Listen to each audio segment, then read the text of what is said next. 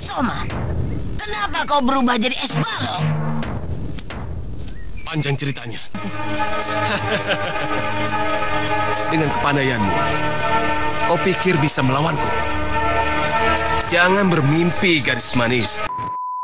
Assalamualaikum warahmatullahi wabarakatuh. Hai lur, ketemu lagi bersama aku Asmi Harel.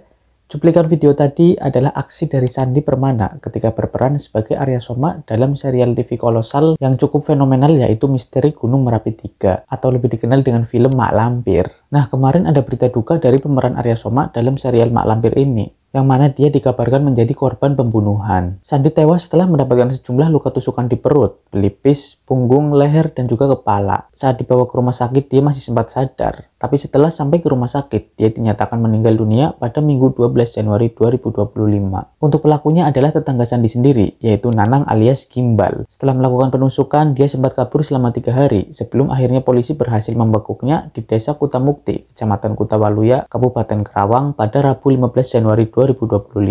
Apa yang sebenarnya terjadi sehingga si Nanang Gimbal ini sampai berbuat senekat itu kepada Sandi? Selengkapnya mari kita bahas.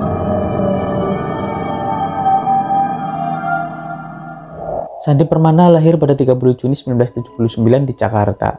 Dia dikenal sebagai aktor laga kolosal. Tapi sebelumnya, dia itu memulai karir dari dunia modeling. Ia bahkan pernah menjadi juara 1 pada ajang yang diselenggarakan oleh majalah Aneka. Saat itu, ia bersanding dengan artis cantik Dhini Aminarti. Setelah sukses di dunia modeling, dia pun terjun ke dunia akting. Di tahun 2003, ia mendatangi kontrak dengan Genta Buana Paramita yang membuat dirinya dikenal masyarakat luas. Beberapa film kolosal populer pun pernah dia bintangi, dari Tutur Tinular, Brahma Kumbara, hingga Misteri Gunung Merapi 3 atau Mak Lampir. Dari perannya sebagai karakter Arya Soma dalam film Mak Lampir inilah yang membuat namanya banyak dikenal. Sandi Permana juga sempat mencoba berpartisipasi untuk terjun dalam dunia politik. Dia pernah mencoba menjadi calon anggota DPRD Kabupaten Bekasi, mewakili Partai Hanura pada pemilu periode 2019-2024. Tapi sayangnya saat itu dia gagal. Dan beberapa waktu sebelum meninggal, Sandi sedang sibuk jualan bakso ikan bersama dengan sang istri. Sandi menikah dengan Ade Andriani pada tahun 2019. Kehidupan rumah tangga mereka pun dikenal harmonis serta jauh dari berbagai isu miring. Dari pernikahannya ini, dia dikaruniai 3 orang anak yang membuat keluarga mereka menjadi lebih harmonis lagi dan penuh kebahagiaan. Sandi bersama keluarganya tinggal di perumahan TNI Polri, Cibarusah Jaya, Kabupaten Bekasi. Namun semua kebahagiaannya itu seolah sirna begitu saja setelah insiden tragis merenggut nyawa sang aktor pada Minggu 12 Januari 2025. Nah, itu tadi profil dari sosok Sandi Permana, lur. Sekarang aku akan bahas profil dari si pelaku. Nanang Irawan atau lebih dikenal dengan sebutan Gimbal, karena rambutnya yang sebenarnya panjang dan gimbal. Penampilan fisik Nanang juga penuh dengan tato. Selain dipanggil Gimbal, dia juga kadang dipanggil Limbat, karena karakternya yang jarang sekali ngomong, atau sangat pendiam. Dia hanya bicara seperlunya saja. Sebelumnya, pria berusia 47 tahun ini bekerja sebagai kru film pada sinetron series Tukang Bubur Naik Haji. Ia tinggal bersama istri dan anaknya di perumahan TNI Polri, Desa Cibarusah Jaya, Kabupaten Bekasi. Masih satu komplek dengan rumah korban tentunya. Dia sudah berdomisili di sana selama 13 tahun. Menurut warga sekitar, Nanang ini memang terkenal pribadi yang tertutup, serta sangat pendiam.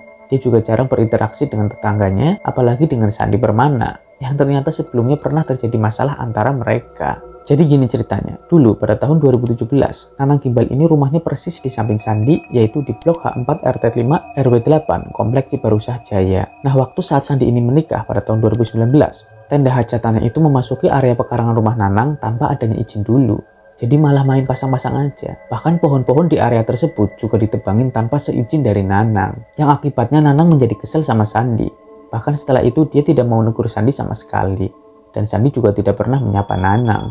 Jadi mereka ini diam-diaman aja, lur. Apalagi menurut Nanang, Sandi ini temperamental atau pemarah. Dan Nanang saat itu hanya menyimpan rasa sakit hatinya yang akhirnya menjadi dendam kesumat. Hubungan antar tetangga ini pun menjadi sangat tidak harmonis. Pada tahun 2020, Nanang menjual rumahnya dan mengontrak di Blok H5, tapi masih dalam lingkup perumahan tersebut. Jadi sebelumnya di Blok H4 dekat dengan Sandi, sekarang pindah ke Blok H5. Pada sekitar bulan Oktober 2024, Sandi dan Nanang sama-sama hadir dalam acara rapat RT dalam rangka pergantian ketua RT setempat karena RT sebelumnya terkena suatu masalah. Nah, pada saat itu, Sandi ini sedikit ngotot dengan argumennya dalam menanggapi kasus tersebut. Bahkan dia di situ terkesan teriak-teriak. Saat itu Nanang menegur Sandi, udah nggak usah teriak-teriak, biasa aja kali. Nah, di situ Sandi itu merespon dengan melototin Nanang sambil ngomong, lu bukan warga sini, gak usah ikut-ikutan. Nanang pun hanya diam dan mencoba menenangkan diri.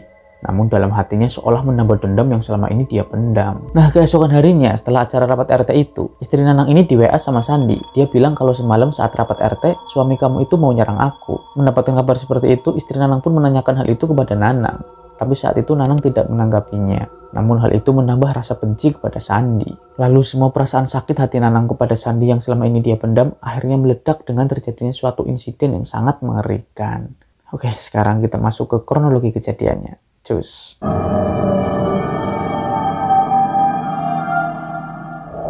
Pada Minggu 12 Januari 2025, pukul 6.45 pagi, Nanang lagi benerin motornya di jalan persis depan rumahnya. Dan tak lama saat itu Sandi muncul dengan menggunakan motor listrik.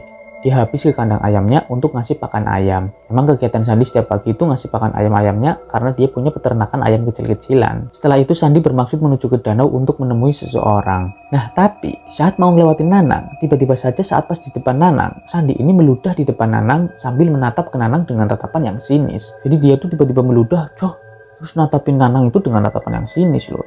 Kayak seolah menantang. Nanang yang saat itu merasa direndahkan, langsung emosi dan gelap mata. Dia segera lari ke tempat kandang ayam samping rumahnya untuk mengambil sebuah pisau. Setelah itu dia langsung mengejar Sandi yang masih di atas sepeda motornya. Terus Nanang langsung menancapkan pisaunya ke perut kiri Sandi sebanyak 2 kali. Celup. Di situ Sandi pun langsung berhenti dan sempat melakukan perlawanan dengan cara menghalangi Nanang dengan kedua tangannya, tapi posisinya masih di atas motor. Karena saat itu Nanang masih terus berusaha untuk menyerang Sandi. Namun perlawanan Sandi nggak berarti apa-apa. Nanang yang kesetanan kembali menusuk Sandi dengan brutal, yaitu di bagian pelipis sebanyak 1 kali, di kepala sebanyak 1 kali, bagian dada 1 kali, dan juga bagian leher sebanyak 1 kali. Sandi pun tersungkur jatuh dari motornya dengan tubuh yang berlumuran darah. Lalu Sandi sempat berusaha lari untuk menyelamatkan diri, tapi Nanang menusuknya lagi di bagian punggung kiri sebanyak 1 kali. Dengan kondisi yang kacau, Sandi terus berusaha berlari menjauhi Nanang. Dia sempat meminta pertolongan kepada warga yang rumahnya tak jauh dari TKP sambil berteriak-teriak.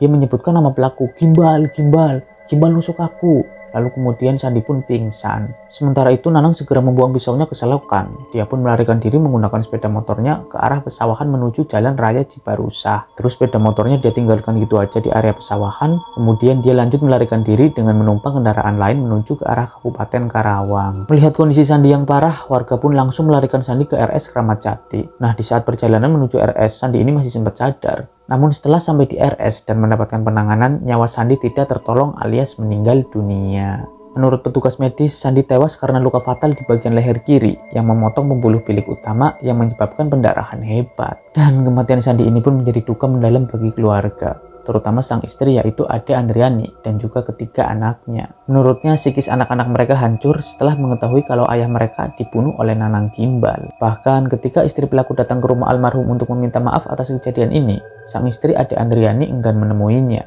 Dia masih merasa sakit hati dan masih enggan untuk memberi maaf. Ade justru meminta supaya pelaku ini dihukum mati. Nyawa harus dibayar dengan nyawa, capnya. Ya maklum saja dia masih dalam keadaan bergabung kan.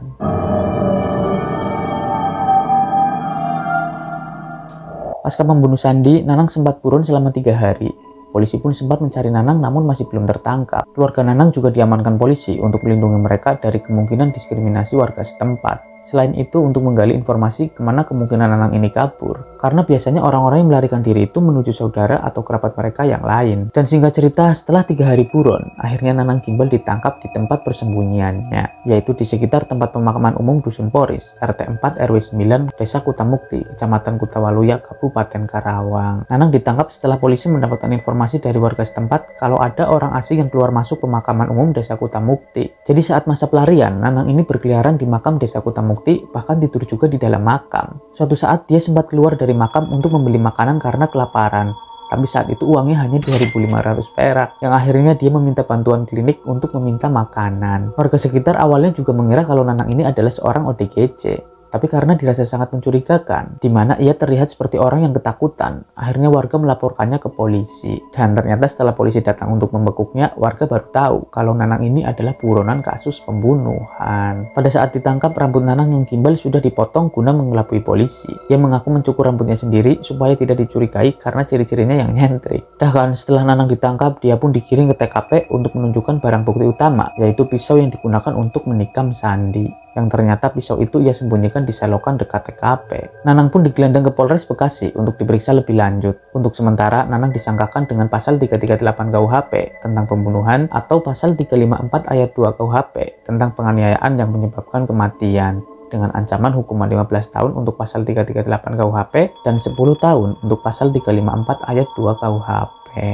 Oke lur, demikianlah kasus pembunuhan aktor laga Sandi Permana. Semoga almarhum ditempatkan di tempat terbaik oleh Allah Subhanahu wa Ta'ala, dan untuk keluarganya mudah-mudahan Allah berikan kesabaran. Ketemu lagi di video lainnya, saya akhiri. Wassalamualaikum warahmatullahi wabarakatuh.